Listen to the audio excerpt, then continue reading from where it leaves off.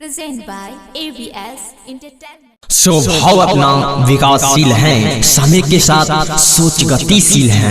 हर गरीब के आवाज के लिए आप सबों से हमारे एक एक वोट की अपील है। तिलहर पंचायत के महान मतदाता जिंदाबाद जिंदाबाद जिंदाबाद। तिलहर पंचायत के महान मतदाता जिंदाबाद जिंदाबाद जिंदाबाद। हमारे युवा सम्राट जिंदाबाद जिंदाबाद जिंदाबाद। टेम्पू छाप जिंदाबाद जिंदाबाद जिंदाबाद। श्री योगेंद्र पासवान जिंदाबाद जिंदाबाद जिंदाबाद। सुभाष कुमार जिंदाबाद जिंदाबाद जिंदाबाद। ये भाभी ई टेम्पू छाप चुनाव चिन्ह केकर छियै ये? बड़ा जिंदाबाद के नारा गूंज रहल छै ये। यो अहाँ नहीं जाने छी टेम्पू छाप अपन ग्राम पंचायत तेलहर के बड़ नीक नेता, शिक्षित, कर्मठ, लोकप्रिय, समाज सेवी उम्मीदवार जेकर नाम छी श्री योगेंद्र पासवान। अच्छा तो अब की ओकरे वोट देल जाए।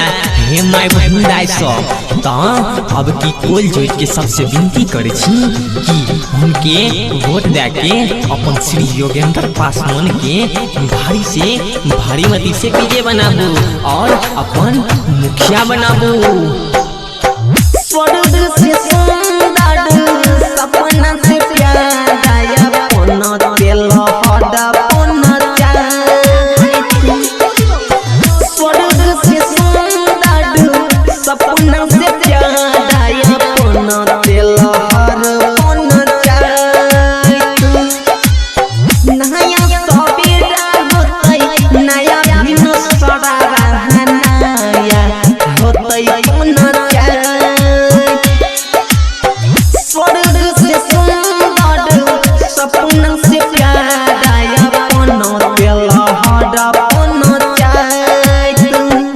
वादा करता हूँ विकास होगा, हर नेक काम झक्कास होगा।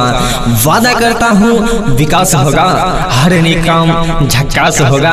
हम यह सब तब कर पाएंगे जब आप सभी का आशीर्वाद होगा।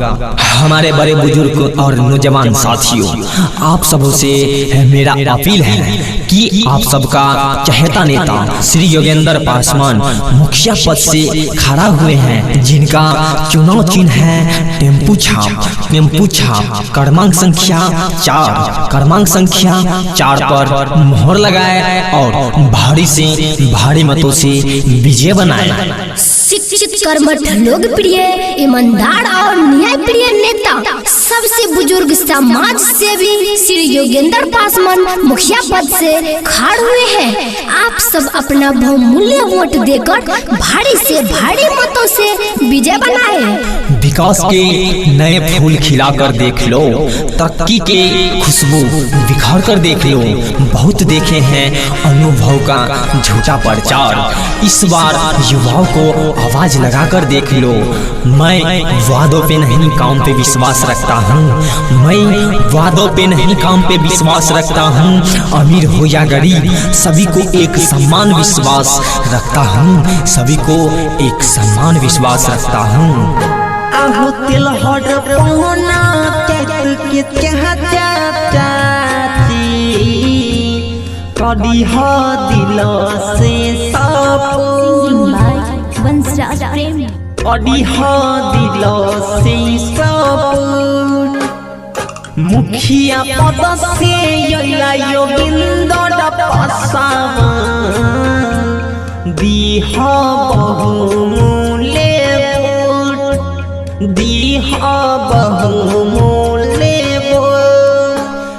तिलहर पाना के चाहती कदी हो दिल से सपून। अगर आप अपना पंचायत का विकास चाहते हैं तो एक बार ईमानदार नेता चुनिए और अपना कर्मठ नेता बनाइए। जय हिंद, जय भारत, जय नौजवान साथियों, जय हम उम्र साथियों।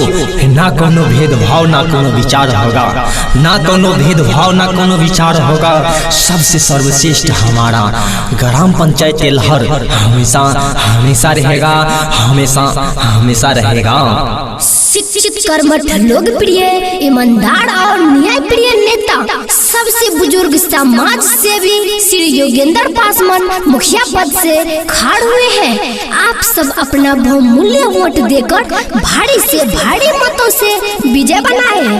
तिलहर पंचायत के महान मतदाता जिंदाबाद जिंदाबाद जिंदाबाद।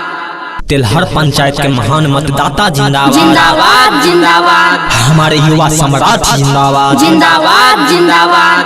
टेम्पू छाप जिंदाबाद जिंदाबाद जिंदाबाद। श्री योगेंद्र पासवान जिंदाबाद जिंदाबाद जिंदाबाद। सुभाष कुमार जिंदाबाद जिंदाबाद जिंदाबाद।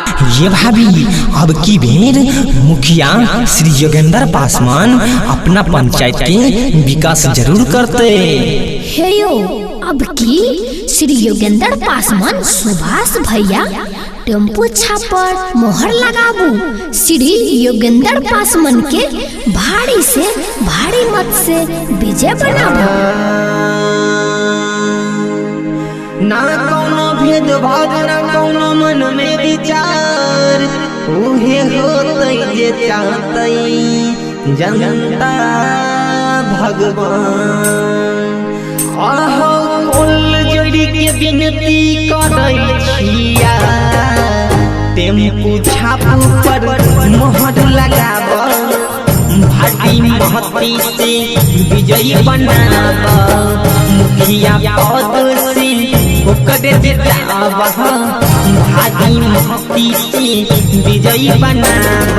कुल जोड़ी के विनती करै छिया, टेम्पू छाप पर मोहर लगाब, भाटी महती से विजयी बनाब, मुखिया पद से ओकर जिताब, 4 नंबर के बटन दबाब।